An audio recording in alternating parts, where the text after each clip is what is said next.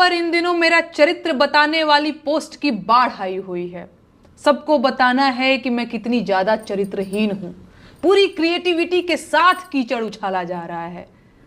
Edited तस्वीरों का पूरा एल्बम घूम रहा है और एडिटेड फोन कॉल से लेकर अफवाहों तक का बाजार खूब गर्म है।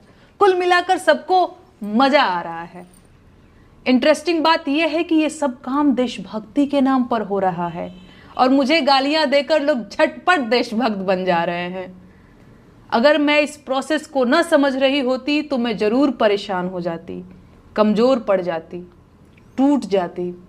लेकिन इन फर्जी देशभक्तों के लिए बुरी खबर यह है कि मैं खूब समझ रही हूं कि इस वक्त मेरे साथ क्या हो रहा है और क्यों हो रहा है। मैं इस सरकार से सवाल पूछ रही हूं, लेकिन सरकार के पास मेरे सवालों का कोई जवाब नहीं है, तो बदले में मुझे गालियां दिलवाई जा रही हैं। सवाल पूछने वाली लड़कियों को रोकने का सबसे आसान तरीका यही तो है, उनके चरित्र पर सवाल उठा दो। बेचारी डर जाएंगी। न डरें तो वैश्या बोल दो, उनके घर वाले डर जाएंगे और उन्हें चुप करा देंगे। फिर भी ना माने तो देशद्रोही और गद्दार बोल दो, FIR दर्ज करा दो, जेल का डर दिखा दो। ये लोग इतने कायर हैं कि सवाल पूछने वाली एक लड़की को बर्दाश्त नहीं कर पा रहे हैं। पूरी IT सेल की फौज लगा रखी है। मेरा फोन नंबर तक वायरल कर दिया गया है। डेली सैकड़ों फोन कॉल्स आ रहे हैं और ये सब सिर्फ इसलिए कि मेरा हौसला टूट जाए। मुझे गालियां देने वाले लोग कोई और लोग नहीं हैं। ये वही लोग हैं जिन्होंने सावित्रीबाई फुले के ऊपर कीचड़ फेंका था। ये वही लोग हैं जिन्होंने सुकरात को जहर का प्याला देकर मार दिया था। ये वही लोग हैं जिन्होंने ब्रूनो को सच बोलने के लिए जिंदा जला दिया था। ये वही लोग हैं जिन्होंने मीराबाई राठौर को जहर देकर मारने की कोशिश की थी। ये वही लोग हैं जिन्होंने माता सीता को अग्नि परीक्षा देने के लिए मजबूर कर दिया था। ऐसे मूर्ख और धूर्त हर युग हर जमाने में हुए हैं और मैं इस परिदृश्य को बहुत कायदे से समझ रही हूं।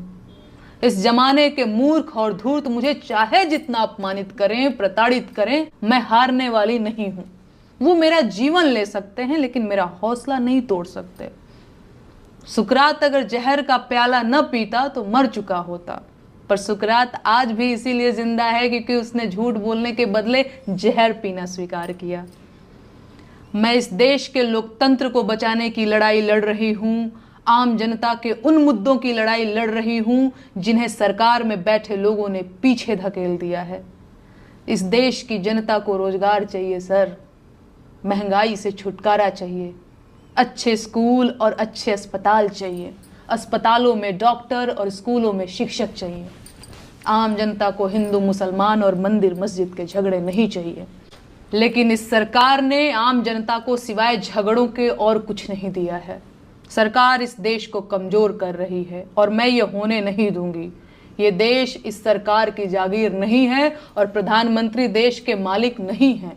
मैं ये बात 1000 बार बोलूंगी, फिर चाहे इसके लिए मुझे जहर का प्याला ही क्यों न पीना पड़े। इस देश के हाकिम को पता होना चाहिए कि मैं सिकंदर लोदी से नहीं डरती हूं। बाकी इस देश के महिला आयोग से मुझे कोई शिकायत नहीं है। आपकी मजबूरी मैं समझ सकती हूं। भाजपा के नेता महिलाओं पर जिस मुखरता से बयान दे रहे हैं उसे देखकर मैं आपकी हालत का अंदाजा लगा पा रही हूं। तो आप लोग अपना ख्याल रखिए। नमस्ते जीजी।